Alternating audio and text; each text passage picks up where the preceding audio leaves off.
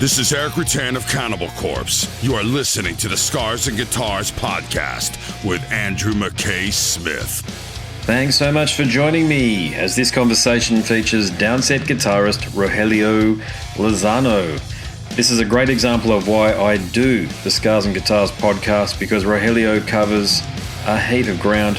He discusses the group's new album, Maintain, which is actually the catalyst for our introduction, but it's his comments on many of the social issues affecting the United States, such as race and identity, the band's influence on Fred Durst and Limp Bizkit, and also his crucial role in bringing heavy metal to the rap and hip-hop audience, which make this conversation one of the finest I've been a part of.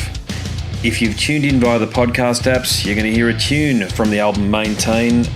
This one's called New Respect, and then we'll dive into the chat. And for those of you on YouTube, you know the drill. We'll cut to the chat right now. Let's go.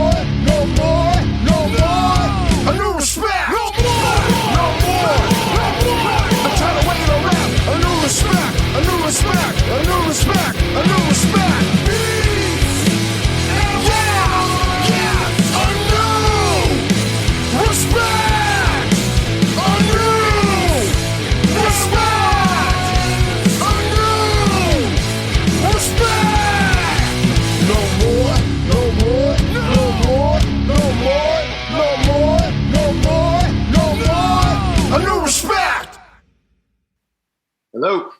How's things? Can you hear me? I can hear you loud and clear. Yes, beside the road cases there. Thank you. Hey, sorry about the last. I missed the last interview. I was reading the whole sheets backwards, and it's like the first time I ever use this way of doing things. And sometimes I read it backwards, and I read the time zone backwards, and so I was actually ready for you at 5 p.m. or it was 5 a.m. I forget what it was, and I missed two back to back, and I'm terrible. I'm really sorry about that. I'm glad we can link up again. Yeah, I'm glad too. I'm just glad we can do it, but honestly, don't mention it. Shit happens. You know what I mean? It's not like, look, this is all fun, isn't it? This is all something that we all love to do. I know it's a bit more of a career for you than it is for me. This is just a very all-encompassing hobby for me is the best way to describe it, even though I am a musician too and play covers. But, mate, I'm just grateful that I get an opportunity to chat to you because I am a fan of Downsets from back in the day. Thank you. I appreciate that. It means a lot. I was really happy to see you guys back, I've got to say. I remember those days, Ozfest 1997. I remember reading the reports in Metal Maniacs. Remember Metal Maniacs? Oh, and man. Just thinking, why can't we get you guys down here in a festival like that down here? Yeah, it was just we never had the offers. We never had the opportunities.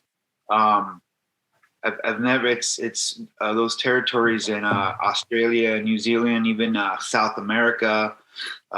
We just never got offers to come around down there. I don't know why. It was never our turn at that time. It's not that we didn't want to. It's just the offers weren't there, and then we never made it down there. So we anticipate coming down and hitting the territories that we haven't hit this time around. Hopefully, when Ray's ready right now, he has a few little challenges, some personal challenges is the only reason why we're not out on the road right now. But we're definitely anticipating being out and covering these territories that we haven't been to, like Australia or New Zealand and South America. We've never been down there. We've been to Colombia, but that was just one show.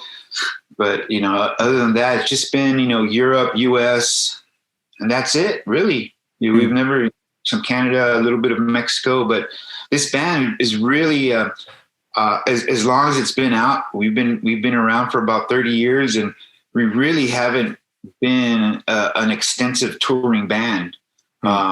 There's still a lot of territories that we haven't been to. I mean, we've toured a lot, but not like as much as we should have for as long as we've been around as a band. Yeah, I can understand that. It was a different era back then too. There wasn't the internet, of course. It wasn't the all-pervasive thing that it is these days. So you couldn't be guaranteed things like pre-sales and advances, and you didn't have the analytics that you do these days via Spotify or streaming services and other YouTube, this sort of thing that allows you to get some insight as to whether or not you've actually got an audience somewhere. So is right now, especially because I think is Maintain, is that out now? I mean, I've got it, but is that out right now, or is that due to be released soon? Yeah, it was released on the 10th. And it was released on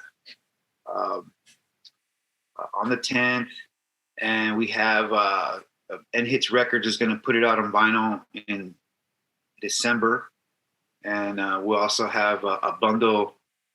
Nuclear Blast is going to release a bundle 7-inch of our first 2 7-inches that were released before the record. So they're going to re-release those with the original lyrics and the original tuning that we were in. We were in drop C sharp. Wow. And I talk about this. I talk about this on most of my interviews that we didn't realize that we ended up in all of our records ended up in drop C sharp. It happened through default. When we went in to record the first album, somehow, I don't know if I was a tune sharp, but next thing you know, the whole thing was in drop C sharp, and that's how all of our albums were recorded, predominantly in drop C sharp, but our original sound was drop C. So that was one of the, when we went back to the drawing board for the Maintain album, that was one of the things that we had to figure out how we were going to tune and what color we were going to give the album. So we recorded some songs in drop C sharp, just like back in the first day when we first our original sound, and then we did more songs in drop C sharp, a couple songs in step down standard. So this album is going to have some audio color, and these are the releases that Nuclear Blast and Hits are going to be dropping, and they've both been doing a great job with campaign and the artwork and all that. Yeah, I agree. Yeah, the artwork looks great. The sound is unbelievable. Playing it over a car stereo, through the Bluetooth. So I don't have a car play. I've got a Jeep, an old Jeep, and an old Land Cruiser, and over both through those bloody FM radio receivers, you've got to plug into the cigarette lighter. Yeah. It sounds magnificent. So there's about 3 or 4 points of failure there, but it still sounds magnificent through that process. So who was the producer you decided to work with to give it that heaviness? Yeah, it was a combination. It was a team between Nick Jett and myself. We got Nick Jett from Terror. He plays drums for Terror. Awesome. Okay. He also produces a lot of bands out of a home studio in North Los Angeles. The city's called Granada Hills. It's a home studio. We decided to go, and after all these years, it was some pressure. When we went through pre-production, we were writing our songs after we got signed, and going into pre-production with practically nothing and starting from the ground up was a difficult task. But we wrote 15 songs, and then Ray Oropesa, our singer, sang to 13. He wrote lyrics to 13 of them. And so we decided to go to the home studio instead of a full-blown, corporate studio, just to have more time. So instead of having 2 weeks, because it's cost 3 times up to 4 times the amount versus going to a home studio, the home studio is called Jet to Mars.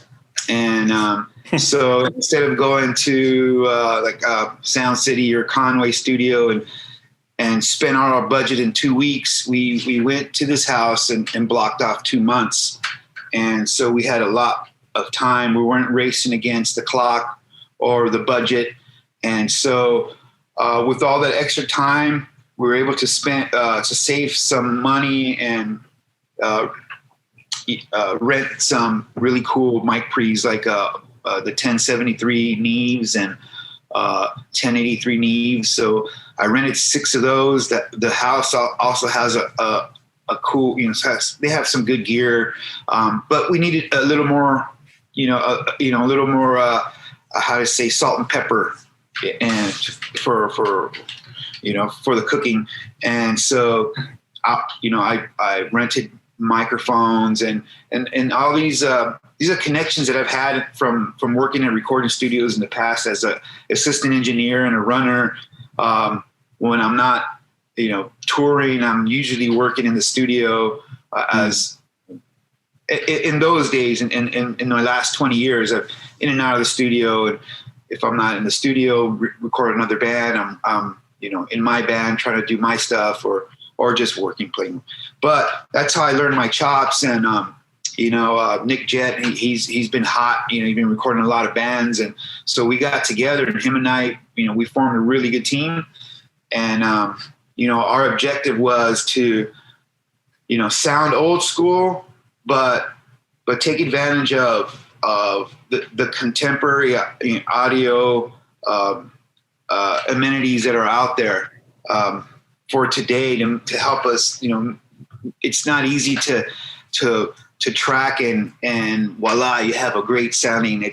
It takes a lot of steps. We have to make sure that we have the best drum kit possible, and the drummer's got to be on his A game, and the drum heads have to be changed. Every song you have to have a drum tech. It takes a lot of money to just record at time, and the main focus was to get that template down and lay a good foundation with the drums. Once you have a good foundation, a really good sounding drum tones, then you can really compile and take your time and fit things into sound how you want them. And then tying it all in at the end, making sure you go to a good mastering studio, which is it's important, because when we were done tracking and mixing, it sounded really good. And I thought it couldn't sound any better. When we went to Howie Weinberg, that's the mastering guy. When we went to his studio and mastering, that's a whole other level of engineering. I have no idea how mastering works. It's just a whole different trade. And when you walk into the studio, he's just got these machines that I have no idea how to operate. When you take me into a tracking studio, it's like I'm like a kid in a candy store. It's a whole different ballgame. It's different. So when we took our record to that mastering studio, it must have bumped up a good 10% sounded better, at least 10 to 15%. Everything just fell into place. I couldn't believe how great it sounded.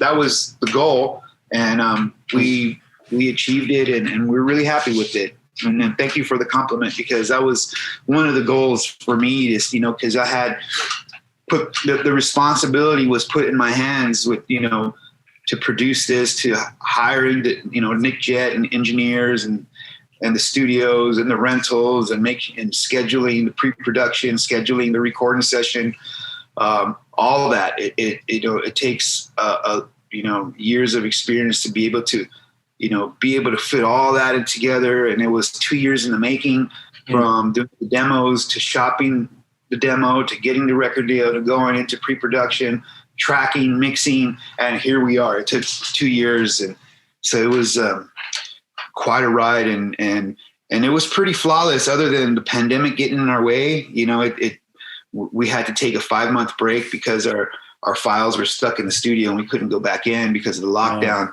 That was the first wave, and we were doing the demos, but and then we had all the other, the Delta and the Omicron, and then when the Delta came in, killed our manager died. He died from the Delta. So we had some obstacles. Things were trying to get in our way. I don't know if it was the devil, Satan was trying to get in our way, and we just pray through it and fight through whatever negativeness was trying to stop things, because it happens. There's going to be obstacles when there's something great's happening. Obstacles are going to be presented, and you got to find a way around it, through it, or on top of it, over it. And you just got to, that's how the name of the album, Maintain, came about. It was basically, we just had to hold it down. We had to hold down to our faith. We had to keep courage and believe that we were going to be able to complete this album, because at one point it felt like it wasn't going to happen. If, we weren't going to get back in the studio to finish our album. And we had no idea what was going on. The pandemic was very confused in the beginning. So throughout that time, when we were in pre-production, I've never felt ever that my life was threatened or in danger by going to a rehearsal. Yeah. And where we rented a rehearsal space in downtown LA. It's called Downtown Rehearsal, owned by Chris Poland, the ex-Megadeth guitar player. Nice. Yeah, he owns this big building, 3-story building, and he must have about 100 rehearsal rooms, it seems. And so when we were first there were signs all over the walls and in the elevator, and it was just reminding you, hey, keep your mask on, wash your hands, because level 3 is full of COVID. Floor 3 is full of COVID, and we're like, whoa, man, we're gonna get it. So during that time, Nick Jett got really sick. He got really sick. He was bedridden for three weeks, and he thought he was gonna die. And he disappeared there for a minute, and we just thought, it was just part of the pandemic, and everybody was just doing their thing, and and holding it down with their family. But he got sick, and so a few of us got sick. I just caught COVID a month ago, so I thought I had made it and everything. Okay, I made it. I'm not going to get it, and I get it. And so we it was a big challenge through this whole thing because of the unknowing with what was going on, and maybe it added to our drive, and maybe it gave, I don't know, maybe it helped, who knows, but it was definitely the most difficult album in my career to get done because of all these obstacles that went through that we had to go it's through. been a shitty past few years, hasn't it? It's not just the fact that we've had COVID, it's the politicization of COVID and the way it's been weaponized, the way it has been. You don't want to do anything wrong, do you? You don't want Granny to die, this sort of thing. And that's not taking away whatsoever that, you've just said it, your manager died. I'm really sorry to hear that. This is a fatal disease in many instances, okay? But it just the way human nature is, mate, and the way that things get politicized, and it carried on, didn't it?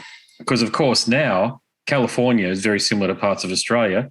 COVID, what COVID? It's just a thing of the past. Yeah, it seems like all of a sudden it's gone. Yeah. And masks are gone, and it was when all that political stuff during the whole thing that happened with the police officer and the man that was killed, and the BLM. Oh yeah, George Floyd. Yeah, Floyd, and that polarized a lot of people, and it separated a lot of people. For now it seems like people are getting back to their senses, and becoming friends again. However you were polarized, you were on one side, and then it was just a very biased way of thinking. If you're on this side, you're gonna just be a biased way of thinking over here. So it's like it felt like there was two countries here at one point. It felt like definitely that it was not the United States of America. It was the divided states. It felt like there was two countries, the Republican states versus the Democratic states. And at one point, I was just suggesting we should just turn this country into two states, and a lot of my buddies who want to get into political debate, I would bring up that suggestion. Well, how about we just figure out how, here's my theory. Let's make it two states and make an agreement with the military, and I think everybody would be happy. You can go move to your Democratic state, and the Republicans can live in their states and be happy. And there was no argument there, and it was funny. It's all this just kind of went away, and people are just getting back to normal. Bands are starting to get out and touring. Kids are playing in the streets again. Movie theaters are opening. A lot of shows, a lot of venues are reopening. And also at the same time, giving heavy metal a chance, giving hardcore a chance, giving punk rock a chance versus, in the 90s, it was dead and we had to rebuild it. And in the 2000s, it was barely getting, noticed, our scene and our metal punk hardcore scene was, not as accepted as it is now. So I think, I think in a way it's just everything's opening up again, and all the avenues are open for any type of music, and people seem open-minded and ready to, live life normal again, hopefully.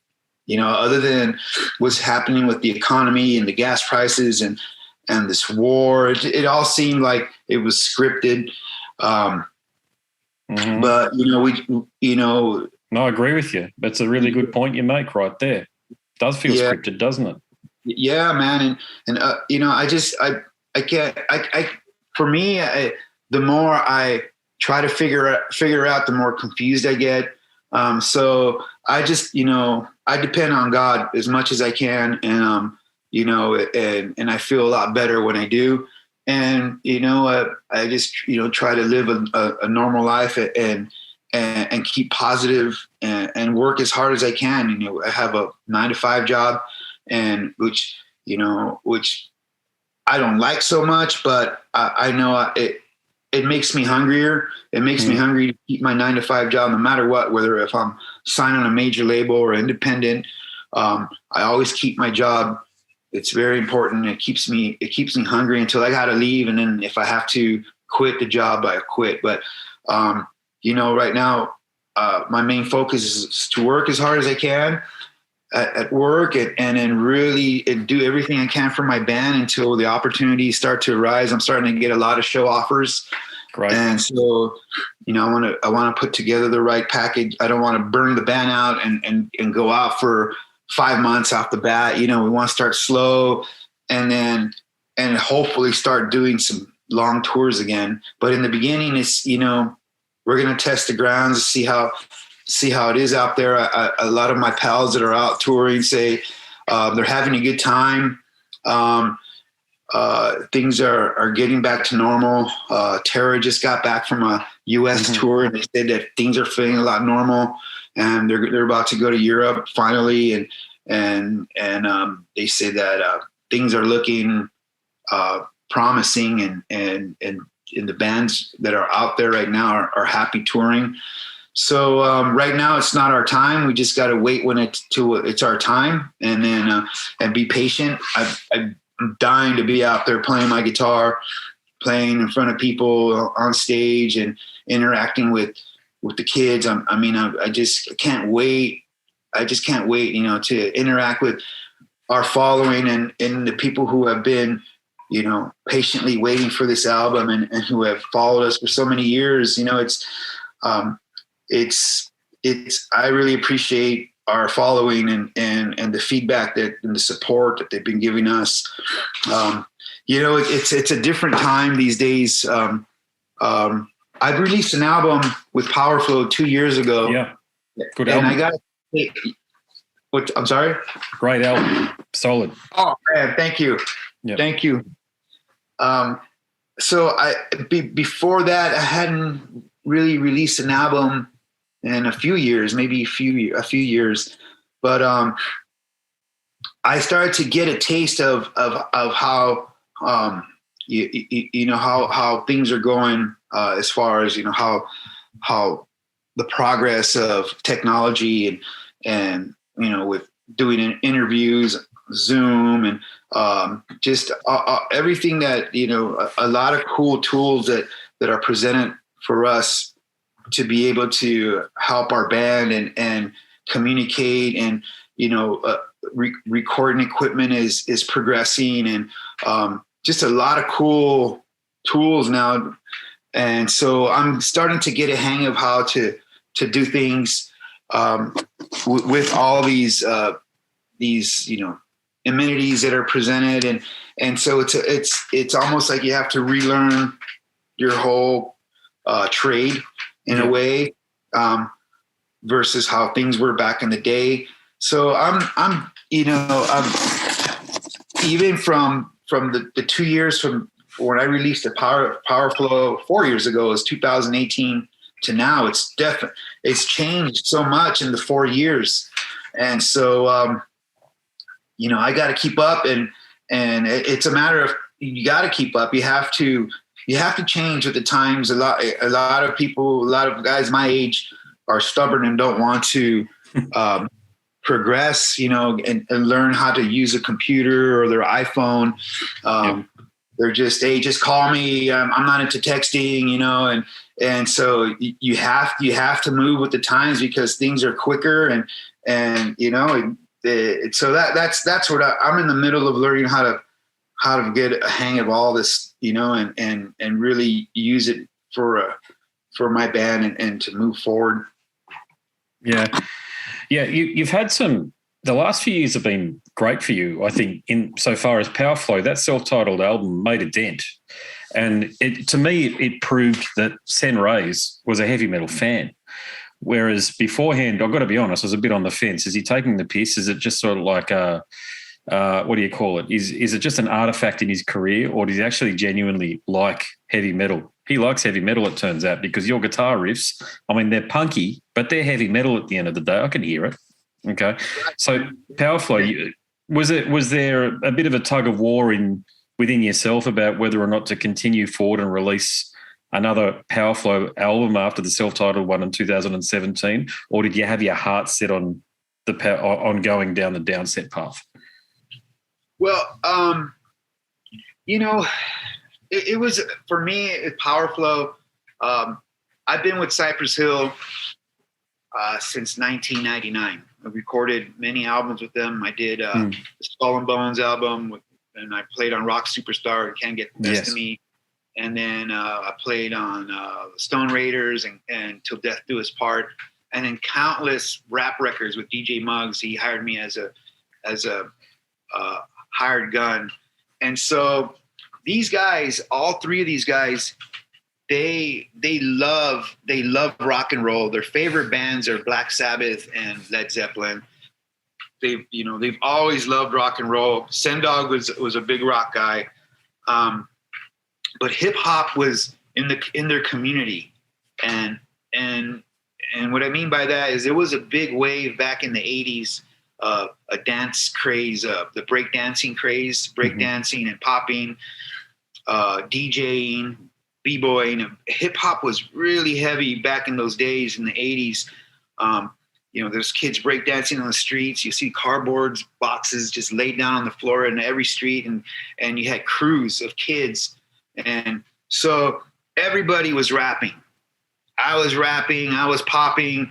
It was a whole new thing. And so I think that's where Cypress Hill, started their whole rap career, and there were good rappers. And DJ Muggs is from New York, and he moved out here when he was I think it was 13 or 10 or 13, and that's when he met Be Real when they were 15. They formed Cypress Hill, and then so some of their songs in the first album have some samples of The Wizard from Black Sabbath. It was they have one sample of the harmonica, and if you hear some of their albums, they have these Black Sabbath snippets and samples. And so when I met them, I asked them, when I first met them, it was 98, 99. I asked Sendog, hey man, do you guys really like Black Sabbath? Because I heard that sample on one of your songs. He goes, man, we've been into rock, and I've been into rock and roll before rap, and I've always wanted to do a rock band, but ended up being a rapper out of default. And wow. So then we ended up doing the Skull and Bones record, and then we just became, we were pals and became friends and stayed friends up. When we did the Power Flow album, it was an idea. It was Sen and I's idea to help him make like a solo project, but he wanted to make a rap rock album. And so we were in the studio, we were doing demos, and there was a part where I had asked Sen, I use certain words to communicate with the singers or the rappers when I'm recording them. And, certain words that will help them understand what I'm trying to tell them, because it's hard to say, hey, sing like this or rap like this. And they're sitting on the other side of the window with the mic, looking at me like, what the hell are you talking about? So I made up a word called power flow. And when there was a part where I needed Sen to be more aggressive in the rap, I say, hey, Sen, you're kind of talking in this, you're kind of talk rapping, instead of talk rap, how about a power rap? How about a heavy rap flow, like a power flow? Power flow that, power rap that area. Oh, okay, I understand. And then the light hits, and then he understands what I'm trying to say. Just be more of an aggressive rapper, like a yell rap. And so when he came out of the vocal booth, he asked me, hey, that word power flow, is that like is that some word is that a common word? Or no, it's just a word I just made up right now so you can understand what I'm trying to tell you. He says, well, I like that word. Let's call this project Power Flow with no W. No W. Okay, so that's how it started. But to me, Power Flow means rap style. It means rap core, another word for rap rock. And that's all that means. And so when we started Power Flow, we went in with the intentions of making a rap core album. And so we did that, and then we did the demos 2016. We got a small deal with New Damage Records from Canada, 2017. Recorded the album, and then we toured all of 2018. In between, while I was recording the demos, I recruited Christian Oldie-Wobers, and we already had Fernando Schaefer from Brazil. And then halfway through the album, we recruited Billy Graziadei from Biohazard. And he joined halfway through. But I was mainly producing that album because I had to put it together. I had no choice so that was really my first production as a producer, was the Power Flow album. But we were at a really, really nice studio with Jay Baumgartner. Pressure was high, but we had a really good drummer. So it's really important to have a really, really good drummer if you're going to go into an expensive studio and track. Because if you don't, I absolutely agree with that. You're going to lose. Yeah, if you don't, you're going to lose all your budget in 3 weeks. So I was very confident with this guy. He's such an awesome drummer. Laid down the foundations, and after that, we were able to go to other studios to do vocals and overdubbing. And we went to Billy's studio. And that was Fernando, wasn't it? Fernando Schaefer. Yeah, Fernando Schaefer. Yeah, from the band Worst. He's the best. He's so good. When we got to the studio, it was in North Hollywood. It's called NRG, and a lot of bands have recorded there, from No Doubt to Papa Roach, and Limp Bizkit was there when we were recording. Oh God! And so when God Fernando, help us all. Were they scared of you? They should have been. They should have been scared of you.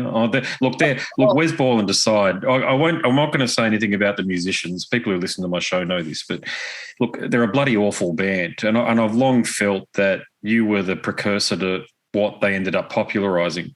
Okay, but you guys are legit. I mean, I've got to hand something to you here, Roy. You're the bloke who legitimized heavy metal within the rap community. Okay. Because it was going the other way for so long. You constantly heard about these metal bands, even Obituary talking about how much I like DMX and Wu-Tang and all this sort of shit. I don't like any of it, to be quite honest with you. I can't graft with any of it. I'm a metal guy, rock guy, funk and jazz too, hand right up with funk, jazz and disco. Love black music. I'll put it out there now. It's got nothing to do with, not liking black music or what have you, but it doesn't groove for me. It doesn't groove for a lot of rock and metal guys. I'm sure you know this, okay? But your work, particularly with that track in 1999 or year 2000 with Cypress Hill, I'm not a big fan. I've got to be frank, as I said. But is it Rock Superstar? That song there, and listening to that song, and then your detailed history with all of these rap artists and the way that you've brought them into the fold. Because unlike Tom Morello, who's long sort of put metal aside, he sort of goes like this to metal. You don't. You embrace it. You're the man like that. So I think people need to know that. And I hope through my show we sort of give you the props that you so richly deserve for doing that. Thank you so much. Thank you so much. Bands like Limp Bizkit, we got POD, Body Count. Body Count was out before us. Rage Against the Machine. We didn't know that they were doing an album at the same time that we were. So when they came out, it was sort of like I don't know if you remember when the Specials and the Selector first came out. Mm-hmm. The Specials, yeah. Yeah, they came out at the same time. And so when they found out about each other, we were like, whoa.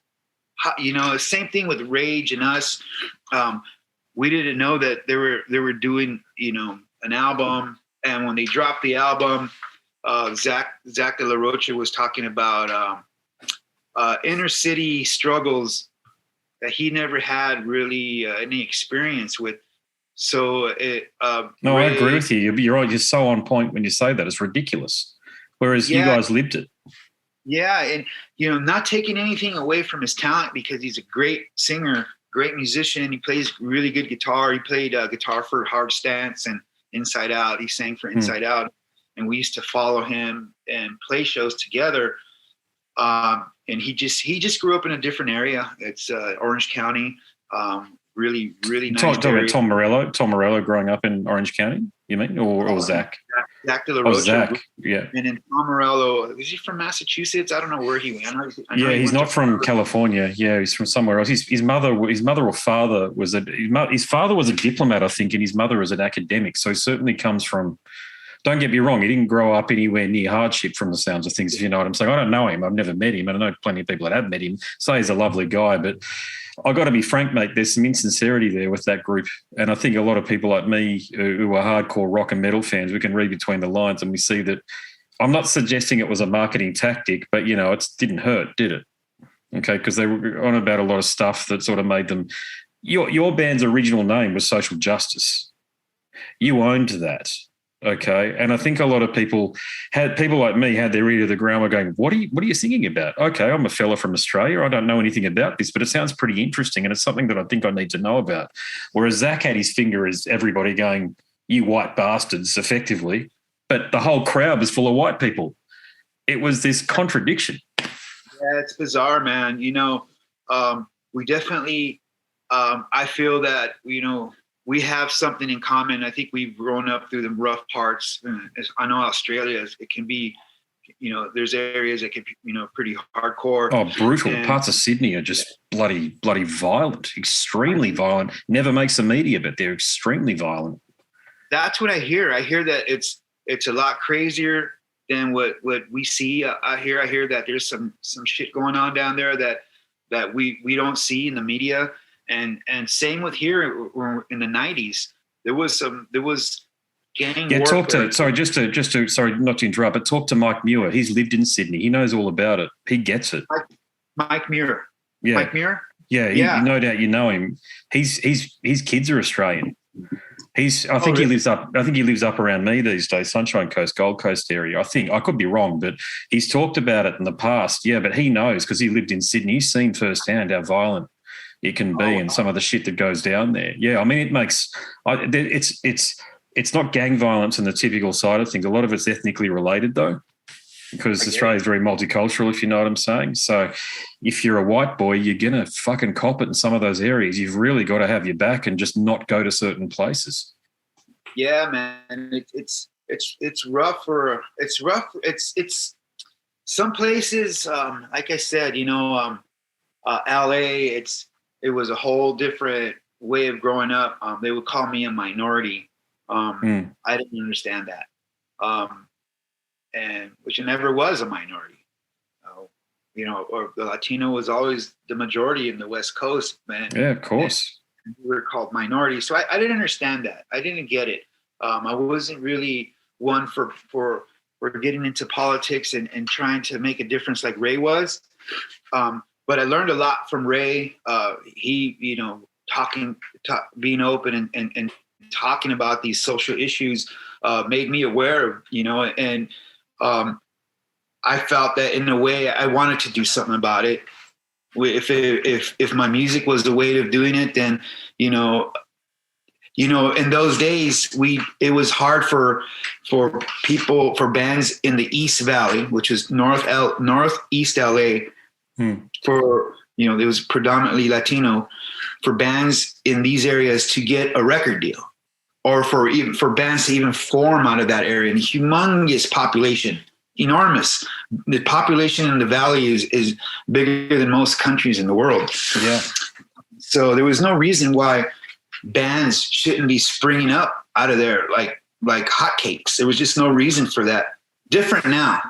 But back in those days, I wanted to make a difference, and we did. We got a record deal. We got signed on a major label, Mercury Polygram, and we were able to, knock those walls down for other bands to come out of our area.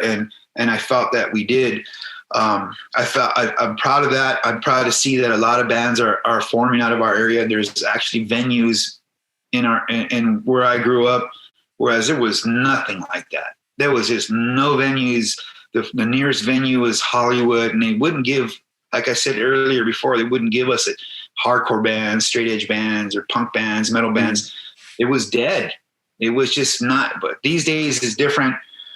Man, it's we can go on and how it's different politically and what I'm dealing with right now versus what I dealt with back then. But going back to these bands like Rage Against the Machine and Limp Bizkit,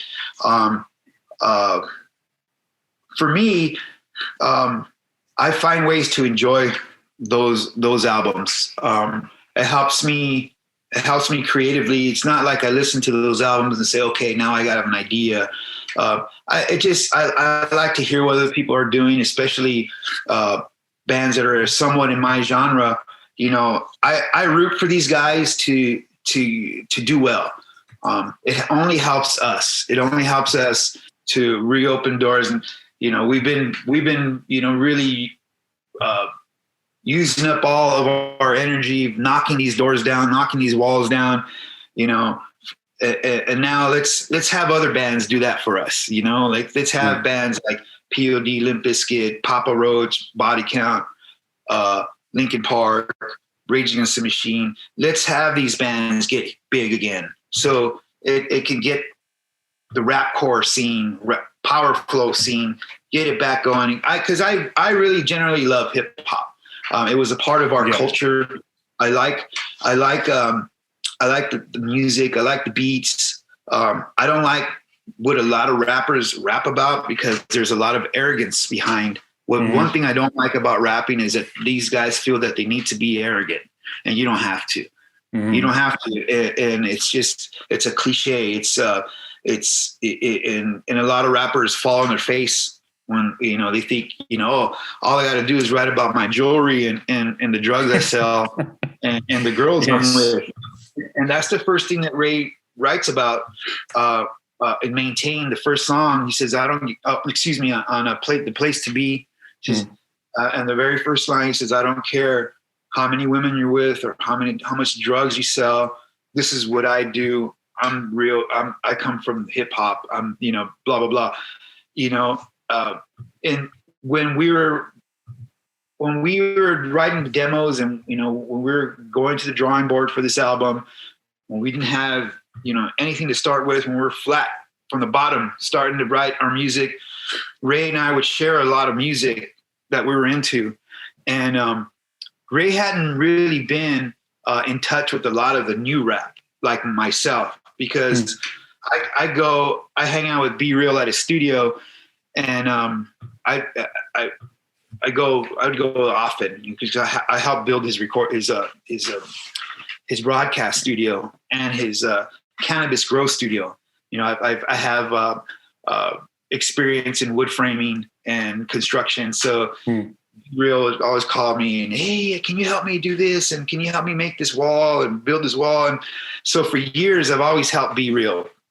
And so when we finally finished his broadcast studio where he does all his podcasts from the Dr. Green Thumb show, what was it taking me to?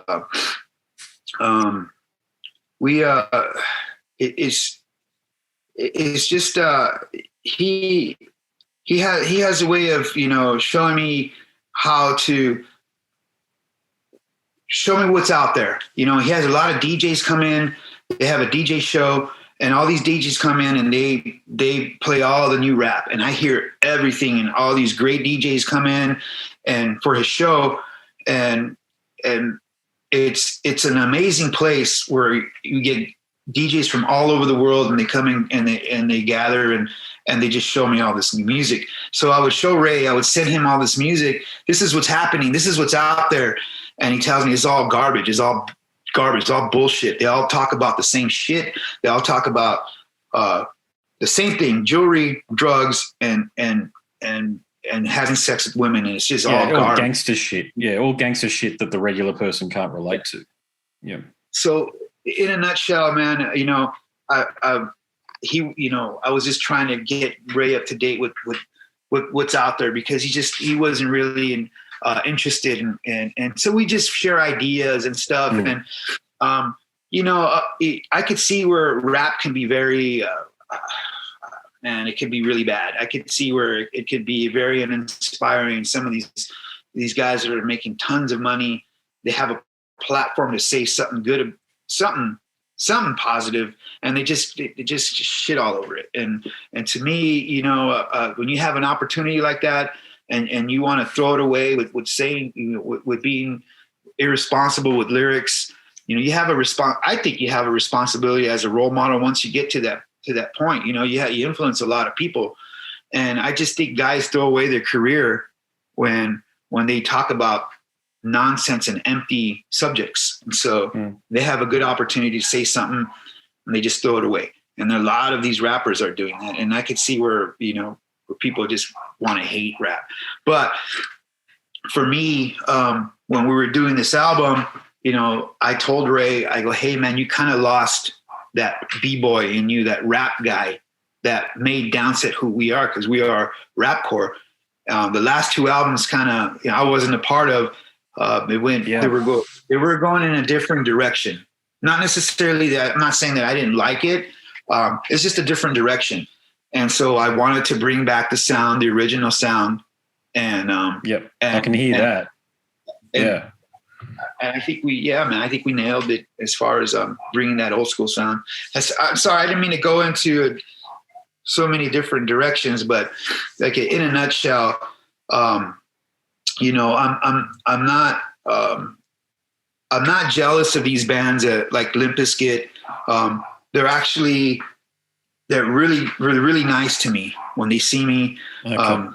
Fred Durst loves Downset. He says that Downset is his inspiration to make Limp Bizkit.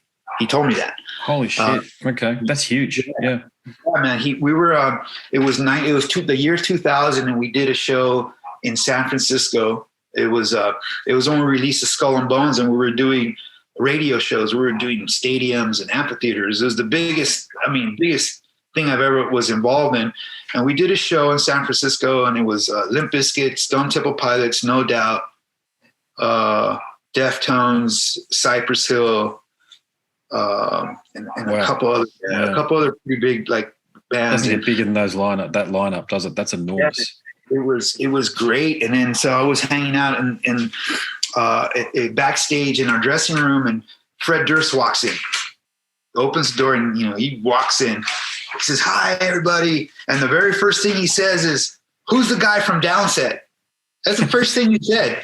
And then he looks over at our bass player. He had these long dreadlocks, and our bass player that was a hired gun. He's got these, he looks like a total rock and roll guy.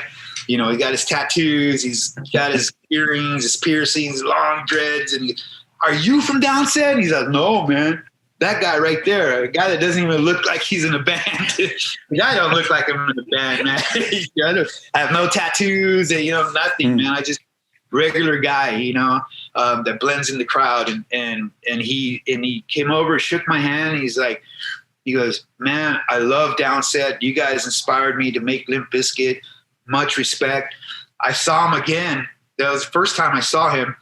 And then when we were doing the Power Flow album, he was in another room, and he was really excited. He was he works his ass off. I gotta give him credit, man, because he shows up by himself 10 o'clock in the morning and leaves at 10 o'clock. And he has all this time booked at the studio, and it's just for just to lay down ideas. But he's there 12 hours a day, working every day like clockwork. And I give him a lot of props because of how hard he works. And I didn't get a chance to see him because we were in the same studio. There's two different rooms, and I didn't get a chance to see him because we were both working our asses off. And if we did see each other, it was really late at night. It was like, "Hey, how was your day?" "Good." "Oh, it's great." "How was your day?" "Good." "All right, see you, man." And then that's as far as our conversations went. And but he was always nice. And then we did the album, and I saw him again at Grass Pop in I think it was Belgium. Mm-hmm. That was 2018. And it's funny because we were in the catering, and he likes to crack jokes on people, and he likes to, he's a big jokester. So I don't want to get caught up in any of his jokes. And so I just kind of, keep my distance because I just don't want to get caught up in that.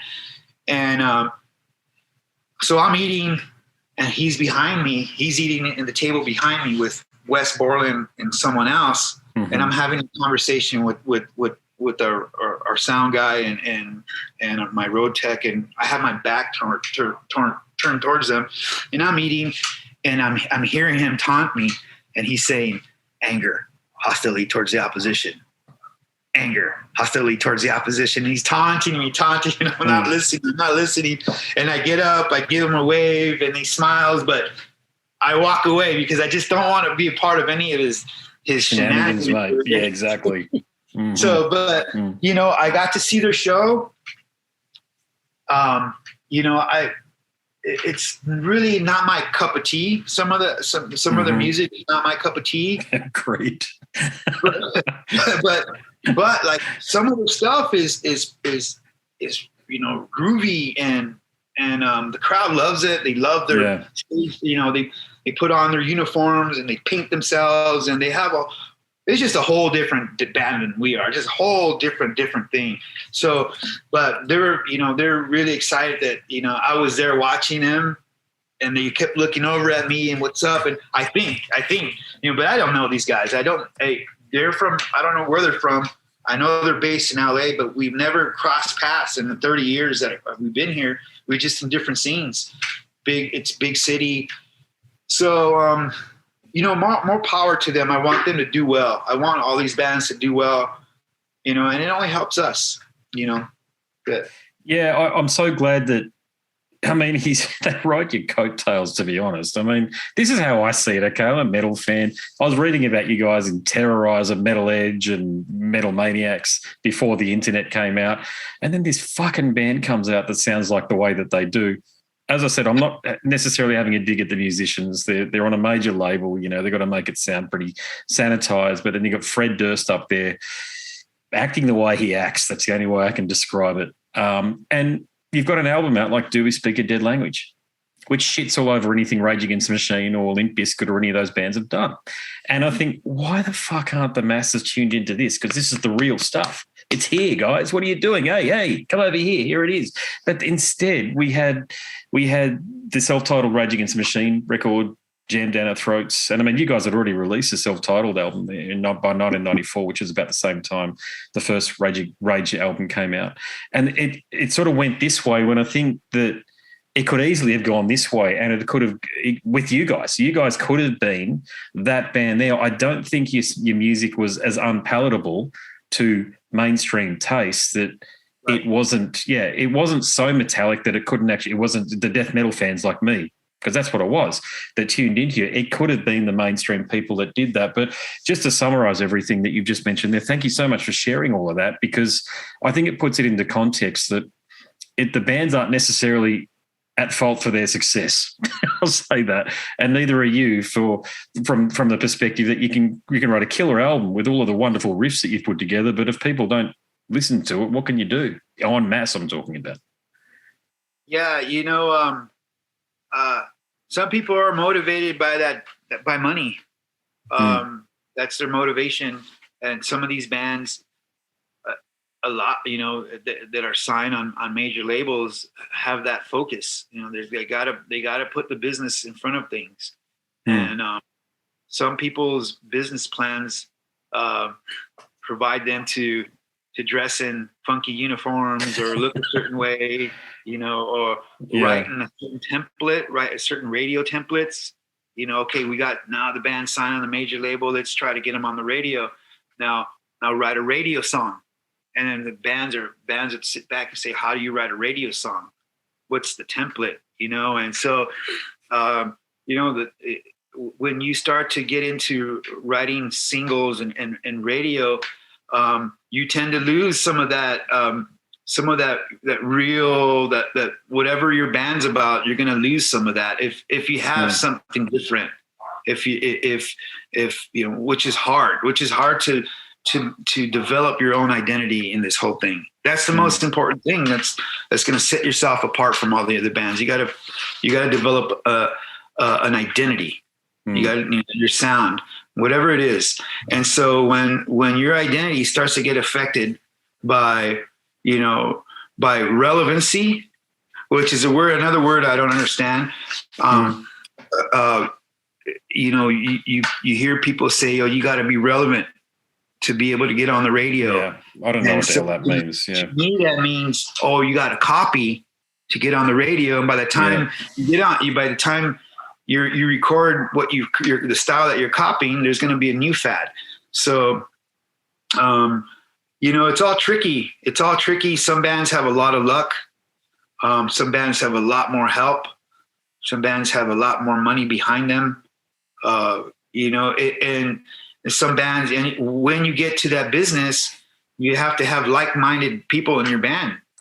Everybody's got to, if you're in for the money, all four of them got to really think about how to be making money and think of ways how to make money instead of, writing your music, So to me, it was just more important to surround myself around people who are trying to develop and progress our identity.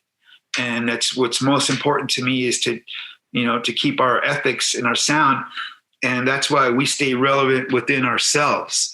So A lot of bands that get signed on a major, they have a lot of pressure to write a big album. They put a lot of money behind them, and a lot of bands, most of them fail, and so there's a lot, you need a lot of luck. Sometimes I hear you need a gimmick, it's just a lot of different ways of creating these things. And those are avenues that we weren't interested in. We didn't feel good about it. It just, our ethics or what we believed in, it just wasn't how we did things. And we did things out of our artistic way. We did things out of, doing things from our heart and making sure that the most important thing of it all was making sure that we make ourselves happy first. That's the most important. That's the reason why I came into this, is because I wanted to record some songs, get it on a CD or a tape or an LP, play it, listen, and say, that's me. That's me. I can hear myself. I can make my own music. I'm happy. That's the reason why I did it. It's because I wanted to record and write music. Money, women, all that really wasn't in my head. It was just a matter of, I wanted to play my guitar, be a good guitar player, be able to write songs. Because when we first started this whole thing, we were novice, didn't know how to write. We needed help. I got help from my guitar teacher with Downset, Roy Z. I brought him in, and he helped us produce the first demos and taught me how to produce records and write songs. Roy Z from as in Bruce Dickinson. He's worked with Bruce Dickinson. Holy shit, that's magnificent, brother. Yeah, awesome. Roy Z was my guitar teacher when I was 15, and so he was the best. Yeah, he was the best guitar player in the Valley, and he lived like 5 minutes away from my house. And so there was a group of us, of my pals that I grew up with in the neighborhood. There was 4 of us, little guitar guys, and Roy Z was the master guitar player. And so he was badass for many years. And so he went on after producing the first 3 Downset records. He did a Halloween album. He did Judas Priest and all his stuff, and Bruce Dickinson, and great producer. And at the time, we were like the first band that he helped get signed was us. And he was the one who helped us get out there and taught us a lot of insights of the music business. He had different ideas too for the band back in the day, but some good ones, some not so good. We took what was good, and we didn't. Some other ideas that he had were kind of, well, okay, we'll give it a shot. We'll try it, but at the end of the day, he really helped shape our sound. And so yeah, man, here we are. Here you are indeed. Yeah. Oh man, this has been a fantastic conversation. You've shed so much light on things that I've been thinking about, and I've got to be honest with you, for the better part of 30 years. When I'm a lifer, I'm 44. So I first got into you guys, 1994, I had an awareness. I'd read the magazines, as I said. So it was hard to buy CDs back then because, you used to go into the record stores and they had the CDs on the wall and you used to listen to the CD and go, I want that one. But you didn't have the money. And that's how I first heard you guys. I remember that. 1996, and do we speak a dead language? And I just remember being blown away. I definitely Check Your People was when I had some money and I could buy the albums. And but I guess this is my final question for you. I'm just conscious. I know you got to go to work and the sun's come up behind you. But mate, when's the book coming out? Because you have a story. You have a very important story, and you are an integral. You're hidden, but it's all you. You're the guy. So do you think you're going to get it? Would you take the opportunity to tell your story? Is probably my best way of framing the question. I think the story is almost done. I think we need to knock out 1 or 2 more albums, and to really tie in the story. And because I thought about that. I thought about a book. I thought about a documentary. I thought about a small movie. Those things do come across my mind, but I've never been a part of anything like that. I've never been in a movie. I've never been in a book or written a book or tried to write a book, or documentaries. I've been in a few, but it's something that we've talked about. Ray and I have talked about it, but as for right now, I think a couple more albums, and then we can really settle down and start, maybe write a book. And because there's a lot of stuff that we've gone through. There's a lot of things that the Downset following should know. Mm-hmm. There's a lot of shocking things within the progress of the band and how we became who we are. The things how it started, the member changes, the fallouts, the victories, the achieved goals, the great tours, the bad times. We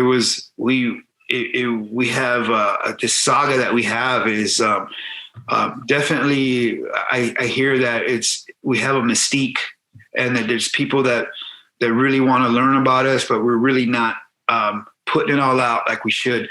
So there's a lot of things I want to talk about.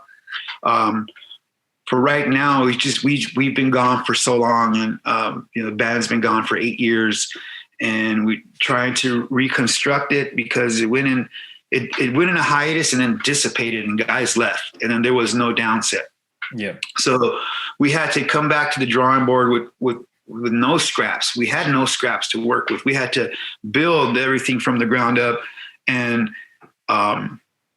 we just gave birth to this album. It was 2 years in the making. So I think we're just going to let this ride out, hopefully do 1 or 2 more albums. And then we're going to have a lot more information and really talk about, everything that we've gone through, from the development of the sound, of the style, to our personal upbringings and what we've gone through personally and our struggles as, we had a racially mixed band right up the middle. We had you had Chris Lee, James Morris, and then Ray Oropesa and I. So you had two white guys, 2 Latinos, and then Brian Schwager is white and Mexican mixed. So so we're like half Latino, half white, and we all went through different struggles. We all dealt with racism. We've all had, all of us at one point have been either bullied or tried to been bullied or been through a lot of violence. We've been through that, and some of the guys had dealt with crap because they're white. Other guys have dealt with in my band. Other guys, like myself or Ray, have dealt with stuff because we're Latino, and so there was a lot of issues that we went through, and I really want to talk about a lot of these things, and I'm open to talk about anything. Any journalist or any interview want to ask me about anything, I'm willing to be open and talk about anything. And so I think when we do make a book, we're gonna throw some stuff in there that's gonna be pretty shocking. Just with what you said there, that you're willing to talk, and I know you are too, because we've talked about it, the politics, some of the racial shit that you've had to deal with there, and you've talked about it from both sides, but the perspective, you haven't gone that hard left route and said, all white people are evil and all this sort of shit, which tends to be de rigueur for 2022 and the last couple of years. And it's just ridiculous when you hear it, because it's at a point now where the term racism has almost lost its venom, because everybody's racist. Okay, everybody who isn't the blackest person alive is the most racist person that ever existed, according to some. And most of them, when you go online and you have some, not even interactions, but read Twitter, for example, which is just a giant sewer as far as I'm concerned, they're whiter than they're whiter than Lily, or what? They're lily white. Okay, it's this virtue signaling that comes out, and we're just all having to live through this at the moment. And when you get an authentic, my point in amongst all of that, when you get an authentic voice like yours, it cuts through to the core. Okay, and it can be some of the change that's necessary, or the catalyst that's necessary for change to follow afterwards. Are you following me? Yes, absolutely. And that's what we owe. Well, as guys like me, or you come to a position where, you have a platform. And in the music, I didn't think of it that way, of a platform. For Ray, that's all he thought about, because this is my platform to talk about what I want to talk about. It's very important to me, and this is my platform. I didn't look at it that way, because I was just all that was in my head was riffs, and writing music and audio gear. Really, that's what all that was in my head. And Ray had a whole different perspective of why he was in it, and I learned a lot from him. He helped me be more active in the political scene, and I wasn't interested in it, but I was affected by it every day. And so I wanted, after Ray inspired me to, he inspired me, with what was going on at the time. He talked to me and said, you need to be more actively aware, and it's not just about, your guitars. And I'm a baseball player. I was also, at the time, I was in college playing college baseball, and it's just not about, he's telling me, it's not about your baseball. It's not about, your guitar, right?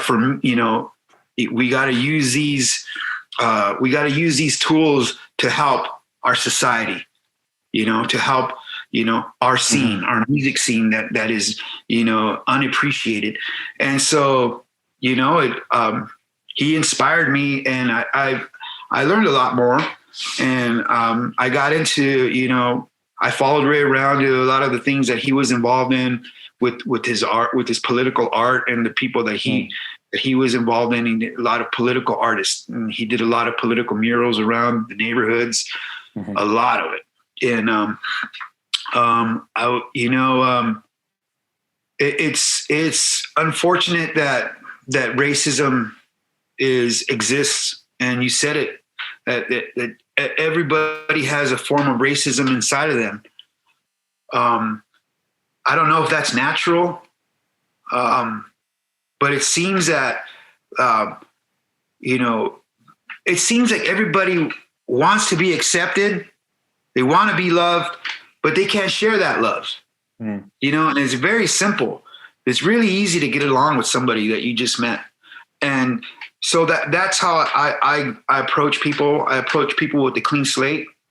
And I do the best I can not to be judgmental off of that first impression, because, some people have a really good point. Having a bad day or whatever. Yeah. Yeah. So, I do the best not to be as judgmental. Sometimes I am judgmental, and I don't mean to be. But with sometimes some people show me off the bat who they really are, and I've been in, like I said, I've been on a lot of baseball teams and a lot of bands, and I have met a lot of people throughout my years of touring, and I think I'm pretty good judge of character after through all these years of meeting so many types of people. But at the end of the day, it comes down to the same thing. We don't want to be judged. I don't want to be judged. I want to be loved. I want to be respected. And I think everybody else does. Everybody wants that same, we all want the same thing, but we have to give that what we want. Yeah. And so a lot of people have a hard time being accountable, empathetic, compassionate to people's, you don't know what someone's going through. You have no idea what the battles that someone's going through. So they might say something that they don't mean. So you have to give people a chance. And even if he's an asshole, you still got to give him a chance and just say, you know what, that's his problem. I'm not going to let his energy affect me. I could, if I do, I'm going to have a bad day. I'll bring it back home, bring it back and argue with my girlfriend, and she had nothing to do with it, And so those are, that's how I get affected by things. And I try not to bring in negative energy back home. and I just try it's to hard nip though, it. isn't it? Yeah, it's just It's difficult hard. though, isn't it? Yeah. It's hard, but I try really hard to nip it and take a deep breath, and then think of all the blessings that I have, and I that's what gets me through. I think about my family, think about my mom, my sisters who are very, very supportive, my brothers, my friends, and my family here at home, my girlfriend, lovely woman, and our family that we have here. I think about these things, and all that goes away. And if someone cut me off in the middle of the road and gave me the finger, or I'm getting tailgated, which I hate. I hate when I get tailgated. It's the worst thing. It's so disrespectful. And the guy wants to kill me, so I pull over and then I just let him go by. I could give him the bird, but I decide not to because I open up the bad energy. Once I give the guy the bird, all this bad energy starts to hit me, and then I take it on through the day. So instead of giving him the bird, I pull over, I look forward, let him pass, and I'll never see the guy again in my life. Exactly. Yep. But he could flip me off and then flip him back off. We have road rage. We pull over, we get in a fight. He shoots me or something. That happens a lot here. People tailgate each other, flash the bright lights, and then pull over. A lot of that. This fight, get out, and the guy gets shot. And so it's just a matter of making the right decision at the right time and not opening up the floodgates of the bad energy. So now I just let the guy pass and tell myself I'm never going to see this person. Even if he flips me off, he rolls down the window and says, "Hey, you fucking wetback. Get out of here. Go back to where you're from." And we hear that shit.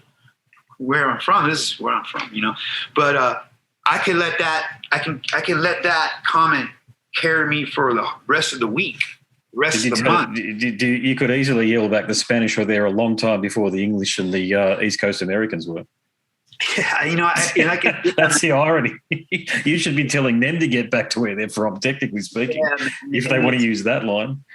And so I could get into it, and then it turns into an argument and a fight. And so I just rather, I say a prayer for them.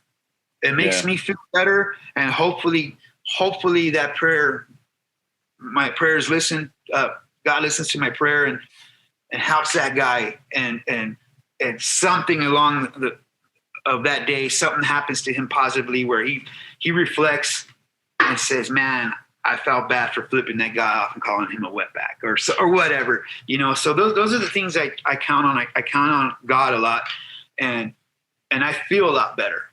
And so, these tests happen every day. It happens at my work. It happens on the road. It happens in the studio.